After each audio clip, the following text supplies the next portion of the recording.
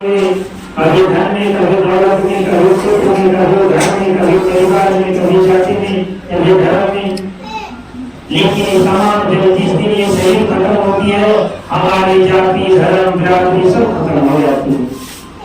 लेकिन हमारी जीवात्मा जो वजह विनाशी है, वो बेचारी भी काल के देश में फंस जाती है। फिर उसको दूसरा शरीर रूपी कमी मिल जाता है, और फिर जब दूसरा शरीर रूपी तन मिलता है, फिर जीवात्मा कर्म के हिसाब से वैसे योनि में चली जाती है।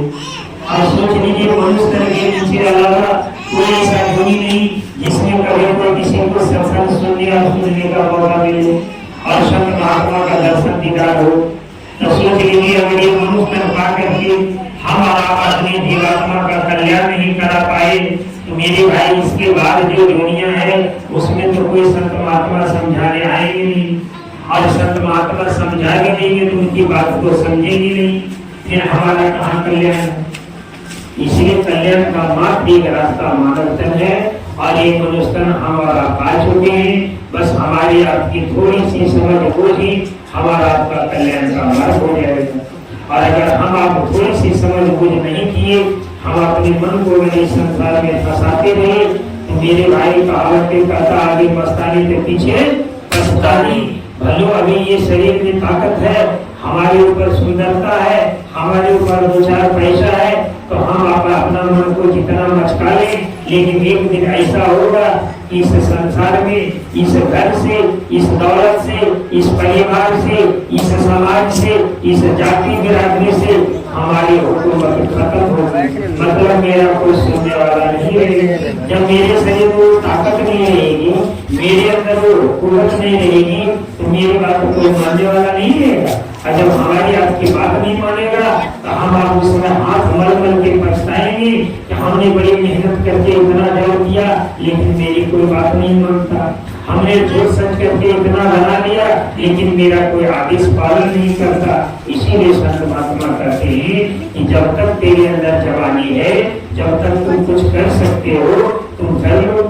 अरे शरीर से संसार का तो काम कर रहे हो, इस शरीर से तुम संसार का सारे काम करते हो, लेकिन ये काम कभी तुम्हारे साथ जाने वाला है नहीं। इसलिए शरीर से काम हो रहा, लेकिन तेरे अंदर जो जीवात्मा है उसका कोई काम ही नहीं होगा। वो तो जीवात्मा को मन फंसा करके 10 चक्रे लगाते रहा, और बरसों बरस लाखों बरस तक हमारी आपकी जीवात्मा भूखी प्यासी पड़ी है। तभी तो ये जीवात्मा कमजोर है, तभी तो ये मनुष्य आकर के भी जगने के लिए तैयार नहीं है। इसके पास कुर्बत नहीं है, क्यों कि मन इसको भटका के रख दिया। लेकिन कब ये ताकत आएगी? जब हमारा मन, जब हम सतगुरु के शरणागत होंगे, संत महात्मा के शरण जाएंगे, उनके वचन वाणियों का ध्यान से सुनेंगे, उनके बताए रास्ते पर चलेंगे, तब हमारे आपकी जीवात्मा को सबल बल मिलेगा। जब गुरु महाराज के दया मेहर से शिवलन ध्यान भजन करेंगी, जब रोज की प्रतिक्रियाएं करेंगी, तो हमारे जीवात्मा का भोजन मिलेगा। जब हमारी जीवात्मा का भोजन मिलेगा मेरे भाई, तो मेरी जीवात्मा सबल होगी, मजबूत होगी, बलिष्ठ होगी। और फिर जब मन भटकाएगा तो जीवात्मा उसको बोलेगी, ठहरो, तुमने जन्म जन्मांतर हमको भटकाया, तुमने हमेशा हमको कहाँ घुमाया, कभी घर में, कभी परिवार में, कभी धन में, कभी दौलत में, कभी बाल और बच्चे में, लेकिन जिन दिन मेरे शरीर से जीवात्मा निकली उस समय मेरा कोई काम नहीं आया। इसलिए तुम हमको हमेशा फुसला के रखा। अब मैं सबल हो गई हूँ, अब तेरी बात नहीं मानूंगी। तभी तब किसकी बात मानूंगी? ये जीवात्मा संत महात्मा की बात मान करके अपने जीवात्मा को जगा करके अपने घर जाने का रास्ता पाती हो। ये ऐसा अवसर बार बार हमको आपको मिलने नहीं जा रहा। ये जानेंगे कि हमारा आपका जो मनुष्य मिला है ये दोबारा मिलने वाला नहीं है। अरे बाबू जी का कोई जमीन नहीं है जो हम उनके नाम से कटवा के अपना कर लिए हैं, तो हमारा ही रहेगा बार बार। ऐसा कतई नहीं होगा मेरे भाई। यहाँ की सारी संपत्ति धन दौलत हो भलो पीढ़ी आप लेते चले आइए, लेकिन जिस दिन हमारे आपके शरीर से जीवात्मा निकलेगी, आगे कोई पीढ़ी और पीढ़ा नहीं है।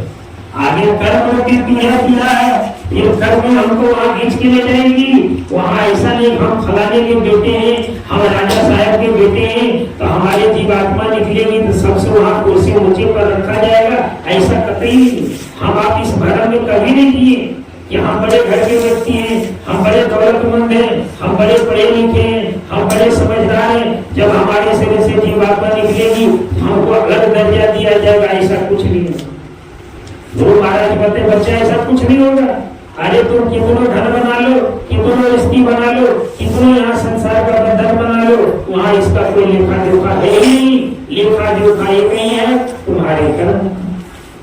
अब तुम जैसा कर्म करोगे वैसा पाओ। अब बोलिए अगर मनुष्य पाके हम पूरी जिंदगी धन दौलत में ही रहा, घंटा आध घंटा उस मालिक का भजन नहीं किया तो क्या जवाब दो?